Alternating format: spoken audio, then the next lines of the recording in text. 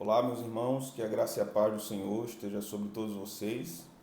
Estamos começando mais uma aula sobre o Credo Apostólico. Espero que todos sejam bem-vindos e participem conosco nesse momento, neste domingo que o Senhor nos dá, mais um dia do Senhor, e podemos juntos estudarmos a sua santa e poderosa palavra.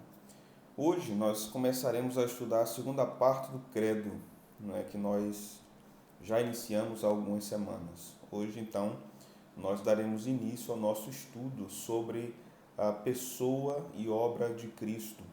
Estudamos sobre o Pai, estudamos sobre a obra criadora do Pai e agora estaremos estudando sobre a obra redentora do Filho. Então, esta sentença que nós vamos estudar do Credo está na sua segunda parte, que diz: creio em Jesus Cristo, seu Filho, nosso Senhor, o seu único Filho, nosso Senhor, não é? Então esta é a parte do credo que nós iremos estudar nesta manhã de domingo. Vamos orar, vamos pedir a bênção do Senhor sobre os nossos estudos nessa manhã. Pai, nós te agradecemos pela oportunidade de estarmos mais uma vez estudando a Tua Palavra. Pedimos que o Senhor nos abençoe, ilumine o nosso entendimento e que a Tua Palavra, Senhor, seja para nós a direção, para a nossa fé, para a nossa crença, para a nossa vida, que ela nos mostre como nós devemos viver para Ti, para a glória do Teu nome. Que essas verdades bíblicas, que são resumidas no credo, esboçadas no credo, causem grande impacto na nossa vida, na forma que nós olhamos para nós mesmos, na forma que nós olhamos para o mundo, olhamos para a vida, olhamos, Senhor, ao nosso redor, que a nossa visão de mundo, a nossa percepção ou interpretação do mundo seja moldada pela Tua Palavra e pelas verdades evangélicas, pela revelação que o Senhor nos dá de si mesmo nas Sagradas Escrituras. Por isso nós te pedimos que o Teu Espírito Santo ilumine o nosso entendimento e nos dê graça para entendermos a Tua santa palavra nessas verdades do credo. Isso nós pedimos no nome de Jesus, Teu Filho, nosso Senhor. Amém. Amém.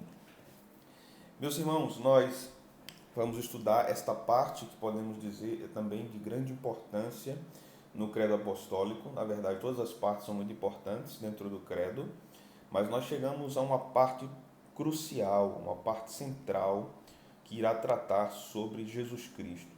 Por que essa parte é dita por mim de parte central? Porque somente através de Jesus nós recebemos a Deus Pai como nosso Pai. Somos feitos filhos de Deus, como filhos adotivos. Somente por causa da obra de Jesus é que nós temos o Espírito. É verdade que as três pessoas da Santíssima Trindade trabalham juntas para a salvação dos pecadores, mas a obra de Cristo é central para que isso aconteça. Por isso é importante que nós observemos esta parte do credo que diz: creio em Jesus Cristo, seu único Filho, nosso Senhor. A primeira parte que nós vamos examinar nesta frase, nós vamos estar estudando todas as partes aqui, fazendo devidas aplicações à nossa vida cristã, mas a primeira parte que nós iremos estudar desta declaração do credo é o termo ou nome Jesus Cristo. Na verdade, nós temos aí um nome e um título, né? Jesus significa Yahvé é salvação, ou Jeová é salvação, como alguns traduzem, não é? E temos o título Cristo, que significa Messias, ou ungido, não é? Então a palavra Cristo significa ungido. Cristo acabou se tornando uma espécie de sobrenome de Jesus Cristo, mas Cristo é um título, não é? Como um Messias e não um nome propriamente dito. Acabou se tornando o nome, sendo usado assim, né, na boca daqueles que falam de Jesus Cristo. Mas é importante nós sabermos isso, sabermos esta informação. Eu gostaria que nós abríssemos a palavra de Deus no livro de Atos dos Apóstolos, capítulo 4. Vamos ler esse texto. Atos dos Apóstolos, capítulo 4, versículo de número 12. É um texto bem conhecido quando nós falamos a respeito da salvação, a respeito da obra de salvação, mas é importante que leiamos os textos, não é?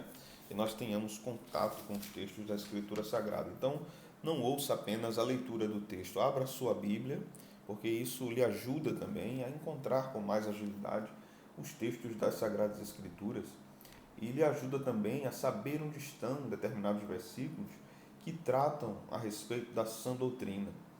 Então, nós iremos ler o capítulo 4 de Atos, versículo 12, que nos diz o seguinte: E não há salvação em nenhum outro, porque abaixo do céu não existe nenhum outro nome dado entre os homens pelo qual importa que sejamos salvos.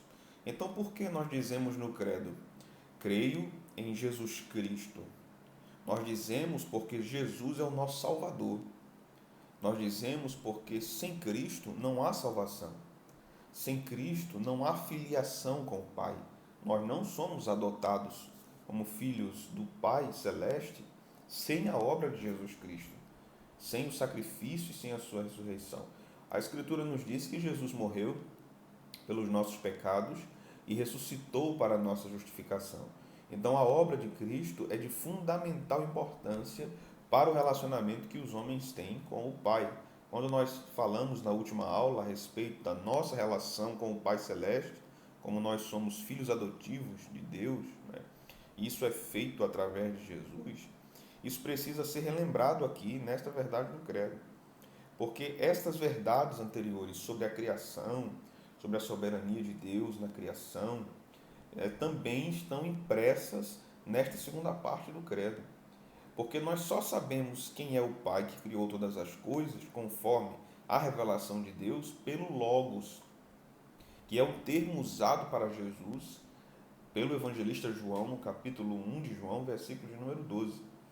Então, nós confessamos que cremos em Jesus Cristo, porque Ele é o nosso Salvador, e debaixo do céu não há nenhum outro nome dado entre os homens que importa que sejamos salvos. Então, isso quer dizer que não existe salvação de nenhuma outra forma. Não é através de sacrifícios pessoais, não é através de uma boa moral, não é através da honestidade, nem através dos sacrifícios religiosos que nós podemos ser salvos. Somente Jesus pode salvar os homens dos seus pecados. Por isso nós dizemos, creio em Jesus Cristo. Essa declaração é de fundamental importância para os cristãos. Há um outro texto importante que está em Mateus, capítulo 1, versículo 21. Eu gostaria que você abrisse aí também este versículo da palavra de Deus. Mateus, capítulo 1 e o versículo de número 21.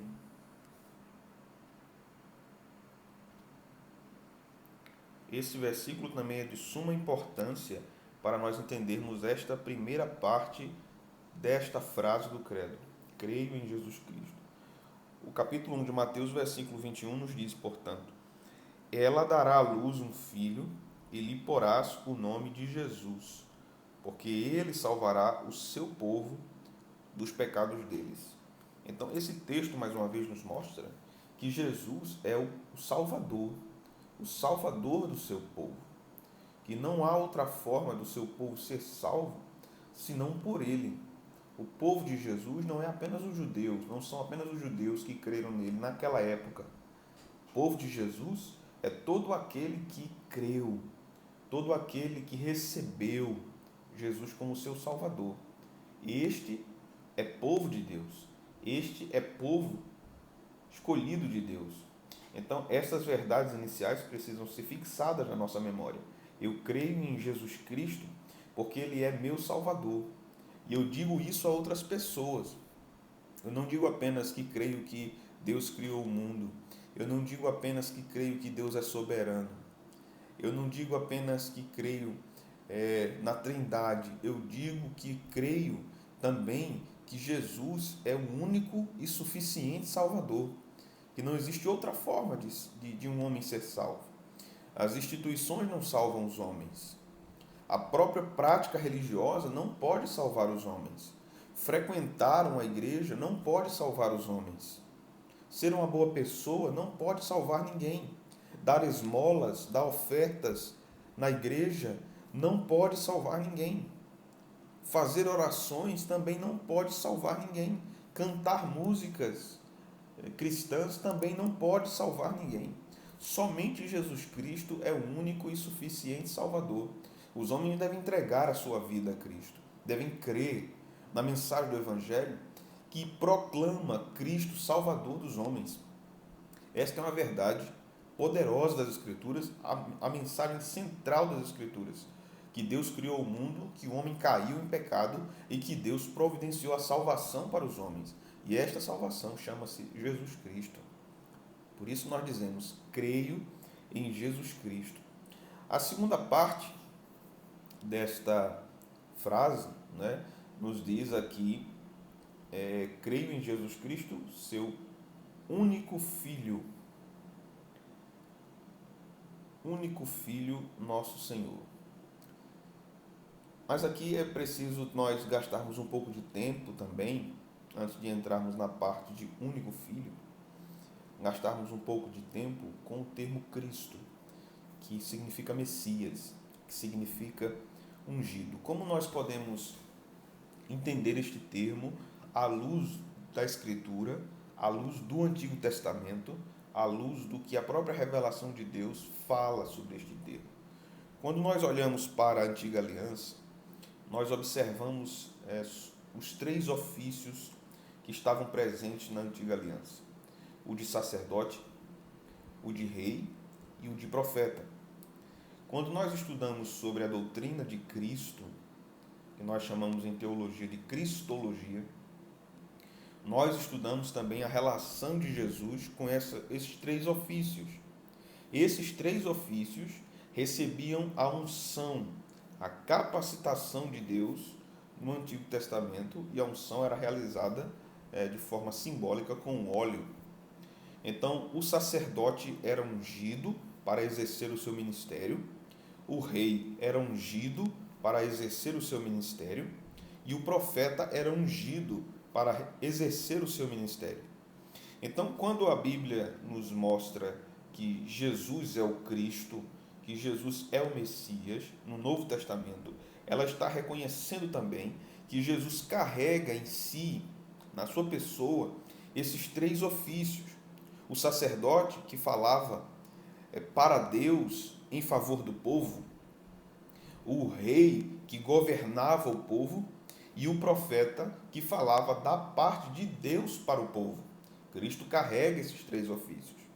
Cristo é nosso intercessor, nosso mediador, Cristo é caminho para o Pai, Cristo é nosso advogado, como diz as Escrituras, Cristo é rei, ele governa todas as coisas, ele é o Senhor supremo de todas as coisas, e Cristo é profeta, ele é o Logos, ele é a revelação de Deus para a salvação dos homens.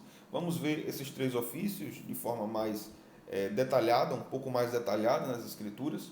Primeiro, abra a sua Bíblia em 1 Timóteo, primeira epístola de Paulo a Timóteo, capítulo 2 e versículo de número 5. Vamos ler o que este texto nos apresenta. Primeira epístola de Paulo a Timóteo, capítulo 2 e versículo 5. O texto nos diz assim: porquanto há um só mediador entre Deus e os homens, Cristo Jesus, homem.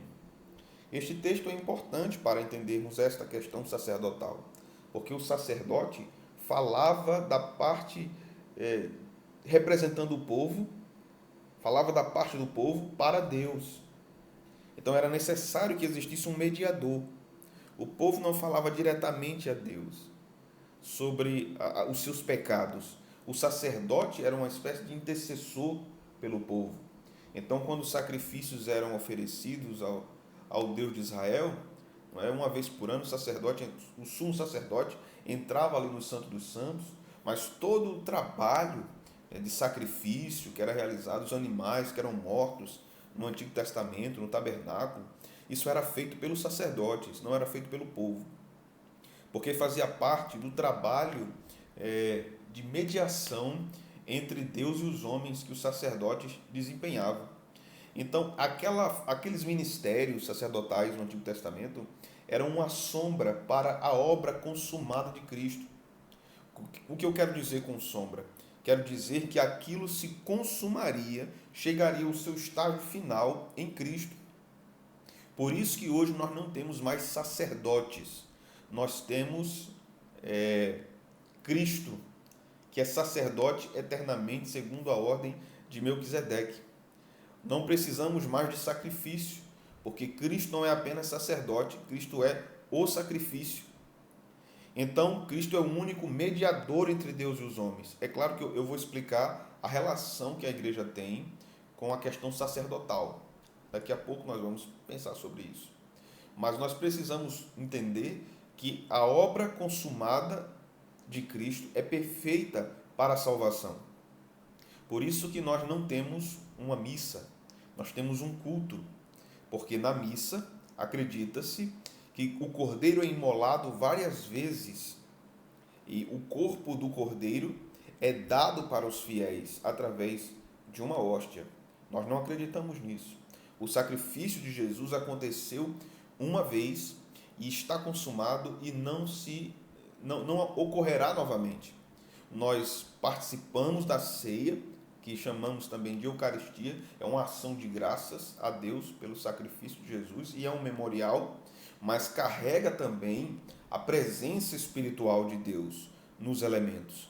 Mas o pão não deixa de ser pão, ele não se materializa em corpo de Cristo, ele não se transforma em corpo de Cristo, ele continua sendo pão e o vinho continua sendo vinho, não se transforma literalmente no sangue de Cristo. Mas a presença espiritual de Cristo está naqueles elementos. Então, isso é necessário para o Novo Testamento, porque a obra dos sacrifícios heterotestamentários que aconteciam no Velho Testamento são consumadas perfeitamente em Cristo. Então, não necessitamos mais de sacrifícios. O Cordeiro já foi imolado. Cristo é o Cordeiro de Deus, não é, que é dado pelos homens, que tira o pecado do mundo.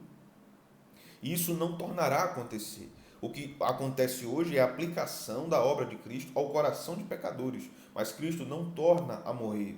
Então isso não pode acontecer na missa, né? Cristo não torna a morrer.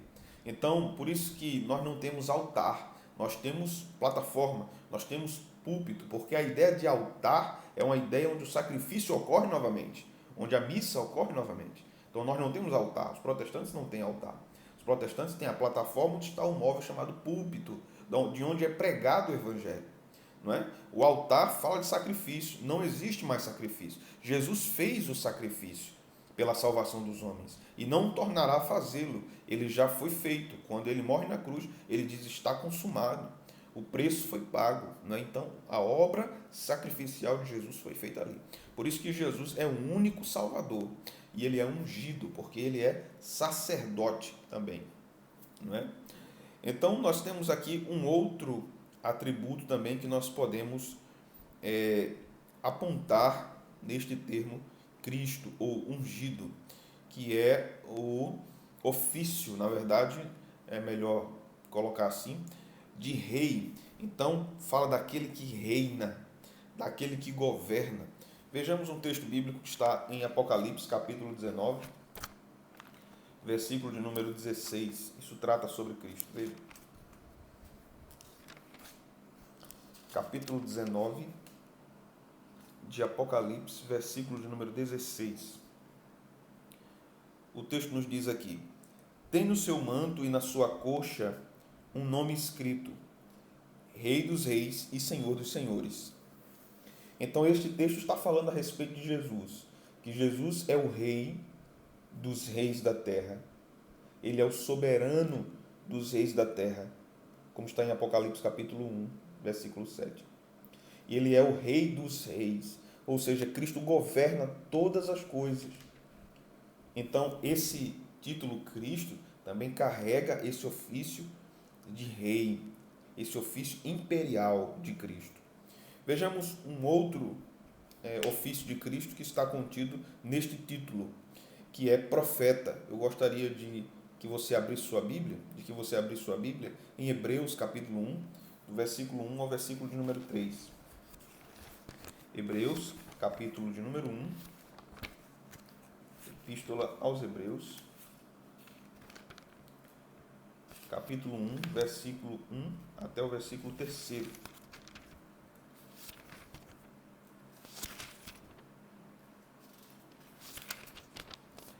O texto nos diz o seguinte: havendo Deus outrora falado muitas vezes e de muitas maneiras aos pais pelos profetas, nestes últimos dias nos falou pelo Filho, a quem constituiu herdeiro de todas as coisas, pelo qual também fez o universo. Ele, o Filho, que é o resplendor da glória e expressão exata do seu ser, sustentando todas as coisas pela palavra do seu poder, depois de ter feito a purificação dos pecados, assentou-se à direita da majestade nas alturas. Então perceba que no versículo 2 e no versículo 1, nós temos relações interessantes aqui, dizendo que Deus nos falou no passado, na antiga aliança, através dos profetas, que era um ministério ungido por Deus. Deus falava para o povo. Lembra que o sacerdote fala da parte do povo para Deus. O profeta fala da parte de Deus para o povo. E Cristo fazia isso e faz isso. Cristo intercede por nós, como sacerdote que ele é, eternamente, segundo a ordem de Melquisedeque, como diz o autor dos Hebreus. Mas Cristo também fala para nós da parte de Deus. Então Deus nos fala nesses últimos dias pelo seu Filho. Isso mostra o ofício profético de Cristo. Por isso que a palavra de Deus também nos mostra no Evangelho de João que Cristo é a palavra, ele é o verbo. Tanto no Evangelho como na primeira epístola, o apóstolo João trabalha esse conceito. Porque Deus comunica-se conosco através do seu Filho.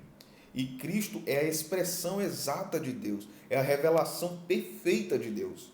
Não há uma forma melhor de Deus se revelar aos homens senão através do seu próprio Filho Jesus. Então esses são os 3 ofícios colocados na Escritura com respeito ao ungido do Senhor, ao Messias que viria, ao Salvador do povo de Deus, do povo escolhido por Deus desde toda a eternidade. Mas como esses atributos têm relação conosco, têm relação com a igreja, com o povo de Deus, com a santa geração de Deus? Vejamos, como cristãos, de alguma forma, não como Cristo carrega, mas de alguma forma nós carregamos também esses ofícios conosco. Em primeiro lugar, nós podemos dizer que nós carregamos o ofício, por exemplo, de sacerdote, quando nós oferecemos os nossos corpos em sacrifício vivo, santo e agradável a Deus, que é o que Paulo nos fala em Romanos capítulo 12, versículo 1 e 2, né?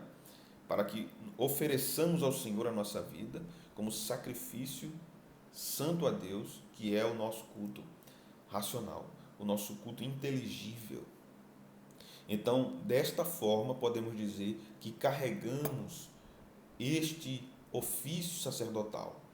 A Bíblia vai nos dizer também que nós somos feitos sacerdotes. Então, no sentido de adorarmos a Deus, no sentido de orarmos ao Senhor, de cultuarmos ao Senhor, de intercedermos por outras pessoas, de orarmos por outras pessoas, como Paulo nos ensina na primeira epístola, nas epístolas pastorais, a primeira epístola a Timóteo, que nós devemos orar pelos homens, orar pelos que estão no poder, não é? Isso não quer dizer que a Bíblia aprova a intercessão daqueles que já morreram. A Bíblia em nenhum lugar incentiva que alguém que já faleceu pode orar por alguém que está aqui, mas somente os que estão aqui podem orar uns pelos outros. Nós não temos na Escritura nenhum fundamento nos livros canônicos para se defender que alguém que faleceu pode orar por alguém que está aqui. Não há intercessão pelos vivos por parte dos mortos. Quem intercede por nós é o Espírito Santo de Deus, conforme Paulo fala no capítulo 8 de Romanos. Quem intercede por nós é Cristo, como João fala no capítulo 2 da sua primeira epístola, dizendo que Jesus é o nosso advogado. Paulo vai nos dizer que Jesus é o mediador. João, no Evangelho, vai dizer que Jesus é o caminho. Então, quem intercede por nós? Quem intercede por nós é o Filho e o Espírito Santo. Homens no céu, santos que faleceram, o sentido de santo aqui é de crentes que faleceram, não podem orar pelos que estão vivos. Somente o Espírito Santo de Deus, somente Jesus pode fazer isso. Você pode conferir nas Escrituras, por essas referências que eu lhe falei.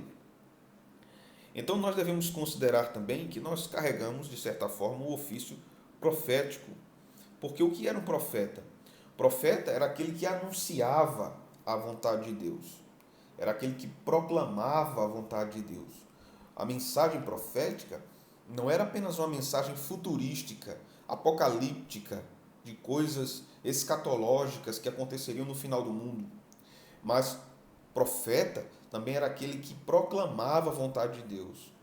Então nós fomos chamados para proclamarmos a vontade de Deus. Ide por todo o mundo e pregai o evangelho a toda criatura. Esta missão é dada à igreja de Cristo. Então, nesse sentido, nós carregamos o ofício profético. Nós podemos falar também sobre o ofício real. E eu gostaria que você abrisse as Escrituras, sua Bíblia, em 2 Timóteo, capítulo 2, e o versículo de número 12. Vamos ler esse texto aqui, veja. 2 Timóteo 2 e 12. O texto vai nos dizer: e se perseverarmos, também com ele reinaremos. Se o negarmos, ele também nos negará, ou por sua vez nos negará. Veja, se perseverarmos, também com ele reinaremos. Então, o texto nos diz que no reinado eterno de Cristo, na sua volta, nós estaremos reinando com ele.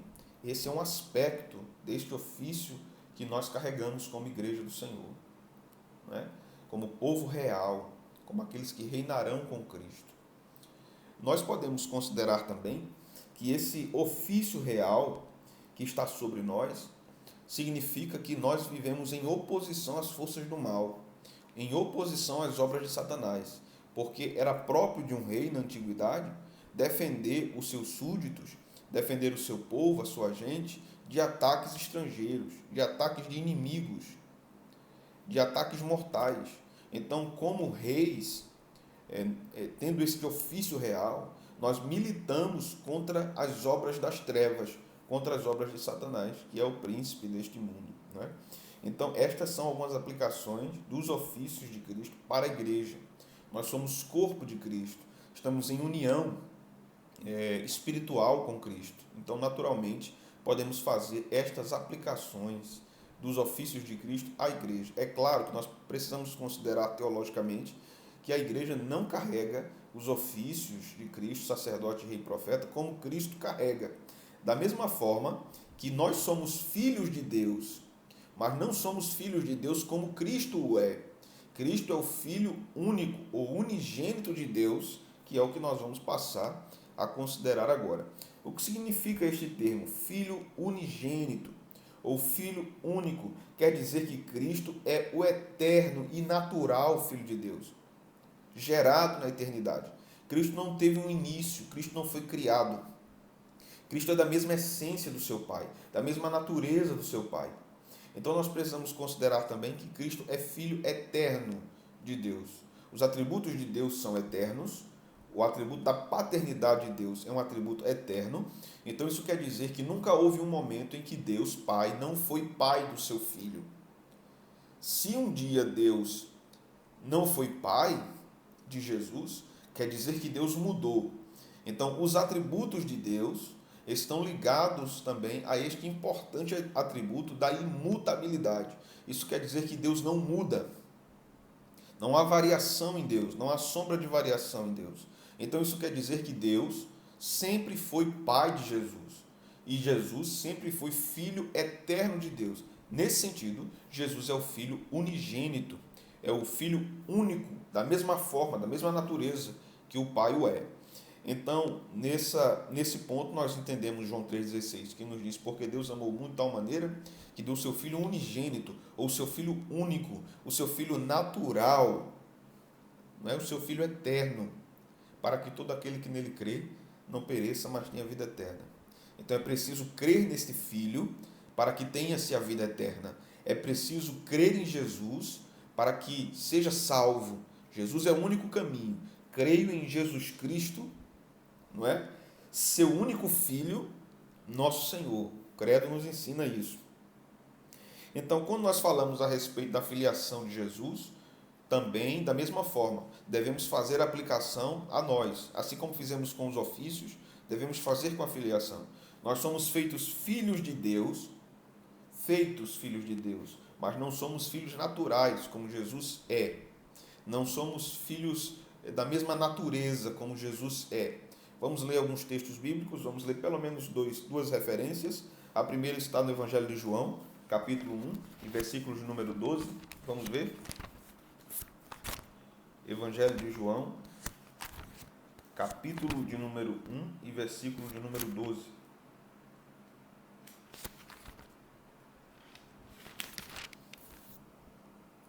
Diz o seguinte: mas a todos quantos o receberam, receber aqui é receber a Cristo, deu-lhes o poder ou a autoridade de serem feitos filhos de Deus, a saber, aos que creem no seu nome.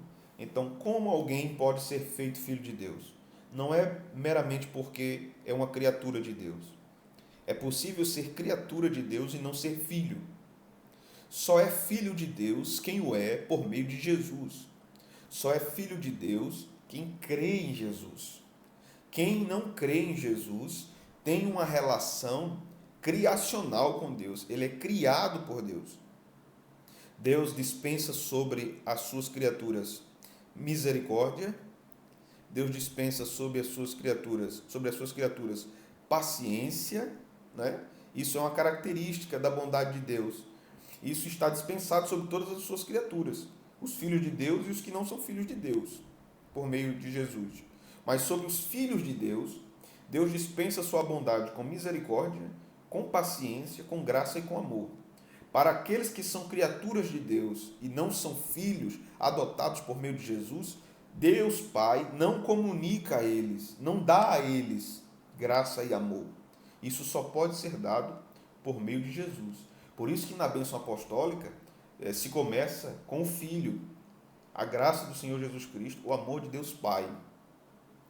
Então a ordem está colocada ali pelo Espírito Santo. Porque só é possível você ter o amor do Pai por causa da graça dada pelo Filho, por causa da obra realizada pelo Filho. Você não terá Deus como seu Pai se você não tem Jesus como seu Salvador, se você não tem o Filho como seu Salvador. Para se estar na família de Deus, é preciso se crer no Filho de Deus. É o que João está nos dizendo aqui. Todos os que receberam a Jesus como Salvador, o Pai deu a eles poder de serem feitos seus filhos. Não é? A segunda referência que nós já lemos, eu acredito em outra ocasião, está em Gálatas capítulo 4, versículo 5 até o versículo 7. Vamos ler novamente. É importante que nós leiamos e fixemos essas passagens bíblicas em nossa mente. Epístola de Paulo aos Gálatas, capítulo de número 4, versículo de número 5 até o 7. Para resgatar os que estavam sob a lei, a fim de que recebêssemos a adoção de filhos. E porque vós sois filhos, enviou Deus ao nosso coração o Espírito de seu Filho, que clama, Abba Pai, de sorte que já não és escravo, porém filho, e sendo filho também herdeiro por Deus. Então nós somos feitos filhos de Deus por causa de Jesus, pela obra do Espírito Santo. Recebemos este privilégio, esta autoridade, esse status de sermos feitos filhos de Deus. Pois bem, considerando essas questões, consideremos então a última parte do credo, ou a última parte dessa frase do credo. A última parte do credo não, ainda falta muito, a gente chegar no final. Nós vamos considerar a frase Nosso Senhor. Creio em Jesus Cristo, seu único Filho, nosso Senhor. Examinamos Jesus Cristo, né, em duas partes. Examinamos Filho unigênito de Deus e a nossa filiação, examinaremos agora a expressão nosso Senhor. O que isso significa para nós? O que significa na Escritura, né? O que nós cremos sobre isso, ou o que nós devemos crer sobre isso, é fruto do que as Escrituras dizem. Abra sua Bíblia em Colossenses, capítulo de número 1, versículo de número 13. Vamos examinar, gastar um pouco de tempo examinando esses versículos. Enquanto você abre aqui, eu vou considerando algumas questões para a nossa orientação. Quando nós falamos sobre este termo Senhor, há muitas questões a considerar sobre esta expressão no Novo Testamento. Esta expressão, obviamente, é relacionada a Deus, mas havia na cultura romana o uso desta palavra, que era a palavra grega Kyrios, que era usada para o imperador, para o César romano. Então se cria que o César era uma encarnação da divindade, que ele era filho do divino. Então ele era chamado Kyrios, o Senhor soberano. Então, quando nós lemos as epístolas paulinas e nós lemos os apóstolos judeus, por exemplo, nós vamos perceber uma questão muito interessante. Quando nós lemos o livro de Atos dos Apóstolos, nós percebemos as pregações, os sermões para judeus e os sermões para gentios, nós vamos perceber uma diferença muito interessante ali em termos missionários, missiológicos. Que todas as vezes que os sermões eram dirigidos a judeus, Jesus era apresentado como Cristo, como Messias, porque isso estava relacionado às profecias do Antigo Testamento. Os judeus compreendiam essa linguagem. Quando Jesus, porém, era apresentado aos gentios, por Paulo, nos seus sermões, ele era chamado de Senhor, porque isso era entendível pelos gentios por causa do César, porque se fazia uma referência, né, do uso da palavra Kyrios, que era aplicada somente ao imperador. Então, quando os apóstolos, principalmente Paulo, usa o termo Senhor nas suas epístolas, aquela era uma reivindicação política muito afrontosa naquela época. Era uma afronta ao poder político da época, ao poder maior da época, que era o imperador. Porque os pregadores estavam dizendo que Senhor era Cristo apenas, não o imperador de Roma. Eles estavam dizendo que o imperador de Roma tem um poder derivado, tem um poder dado por Deus, concedido por Deus, que Deus pode tirar quando Ele quiser. Mas Jesus é o Senhor, Ele é o governante, Ele é o Senhor dos reis da terra. Então o uso dessa palavra Kyrios aplicada a Jesus era revolucionário no período do Novo Testamento. Porque eles estavam dizendo que o poder pertence a Deus apenas, e que Deus é maior que os reis, que Deus é maior que os governantes, que Deus é maior que os políticos, que Deus era maior que o imperador. E esse Deus é o Deus encarnado, Jesus Cristo, que Paulo está apresentando. Então, no capítulo 1 de Colossenses, nós vamos ver algumas indicações de como nós podemos entender este termo, nosso Senhor. O que significa isso para nós? Veja, o credo está todo construído de forma harmônica, de forma progressiva, de forma orgânica. Então, as referências posteriores sempre estão baseadas nas referências anteriores do credo. Ou seja, tudo que o credo vai dizer depois, nas frases seguintes, tem fundamentação nas frases que vieram antes. Esta é a lei do contexto. Então, no início do credo, nós vimos a exposição que o credo faz sobre o Deus Criador. Então, quando o credo usa nosso Senhor para Jesus, isso tem várias implicações, biblicamente falando. Porque Ele não é Senhor apenas em termos de salvação. Ele é Senhor do universo. Ele é Senhor de todo o cosmos. Ele é Senhor de todas as coisas, de todos os homens. Ele é Senhor absoluto e governa absolutamente. Então, no versículo 13 do capítulo 1 de Colossenses, nós consideramos: Ele nos libertou do império das trevas e nos transportou para o reino do Filho do seu amor. Então o texto está nos dizendo que Deus, Pai, nos libertou do império das trevas. Isso está no versículo 12. Né? A referência é ao Pai. E o Pai nos liberta e nos coloca no reino de Cristo, que é um reino de amor. Nos liberta do império das trevas. Versículo 14. No qual temos a redenção. A referência aqui a no qual está referindo-se a Cristo agora. Em Cristo nós temos a redenção, ou a libertação, e o perdão dos pecados, a remissão dos pecados. Então Paulo está falando agora de Jesus. No versículo 15. Este, Jesus, é a imagem do Deus invisível, o primogênito de toda a criação.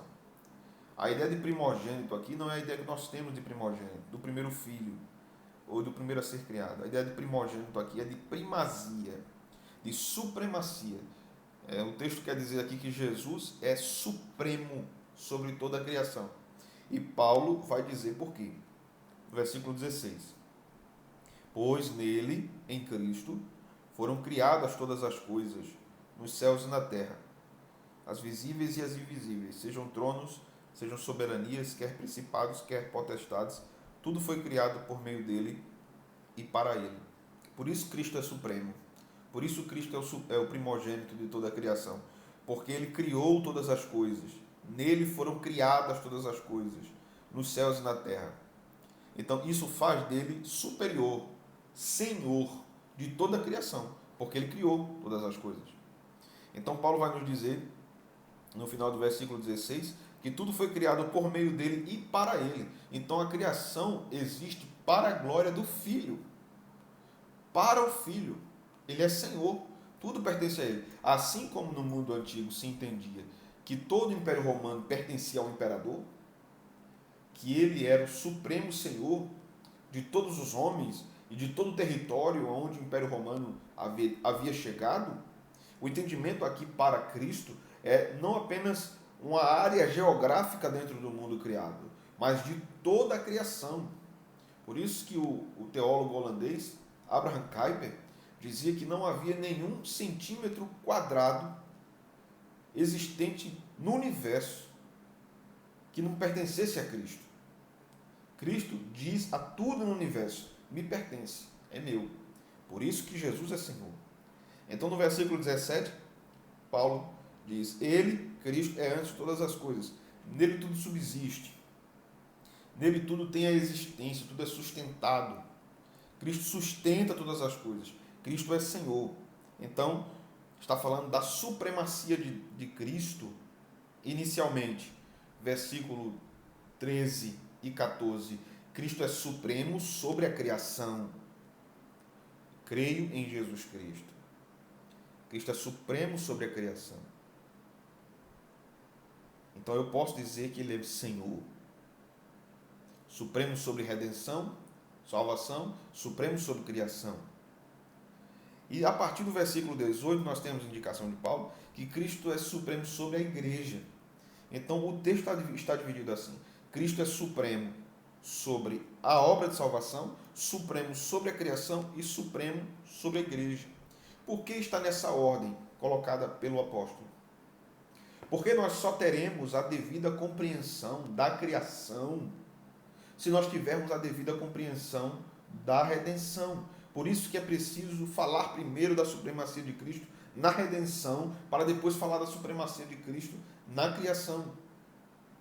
Se nós não conhecermos a Deus por meio do Filho, nós não reconheceremos a glória de Deus, o Pai, na criação. Porque Jesus é o caminho para esta revelação. Jesus é a porta para a compreensão dessas verdades das Escrituras, essas verdades eternas. Então, no versículo 18, nós lemos: ele é a cabeça do corpo da igreja. Falando de Cristo. Ele é o princípio, o primogênito de entre os mortos. Então, fala da supremacia de Cristo sobre a igreja e agora fala de escatologia, de últimas coisas. Ele é o primogênito dos mortos. Ou seja, Paulo está dizendo, se Cristo não tivesse ressuscitado, nós não ressuscitaríamos. Ele é o princípio desta nova criação. Por isso que Jesus ressuscita no primeiro dia da semana. E nós guardamos o primeiro dia da semana, o domingo, porque é o símbolo da nova criação. Cristo ressuscita no domingo. Então, o culto tem um caráter apocalíptico. O culto tem um caráter escatológico. Porque Jesus ressuscita no domingo. E o domingo aponta, o dia do Senhor aponta para o descanso eterno que virá. A eternidade que passaremos com Deus é chamada de dia eterno. Então, há uma relação da obra de Cristo,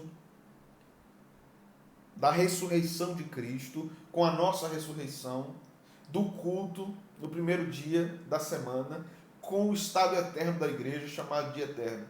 Então, os cultos dominicais da igreja, onde nós nos reunimos para adorar a Deus, são um microcosmo, nós podemos dizer assim, são uma miniatura do estado eterno da igreja com Deus. São um pequeno modelo, uma pequena maquete, podemos dizer assim, do que será a eternidade. Por isso é chamado também de dia do Senhor.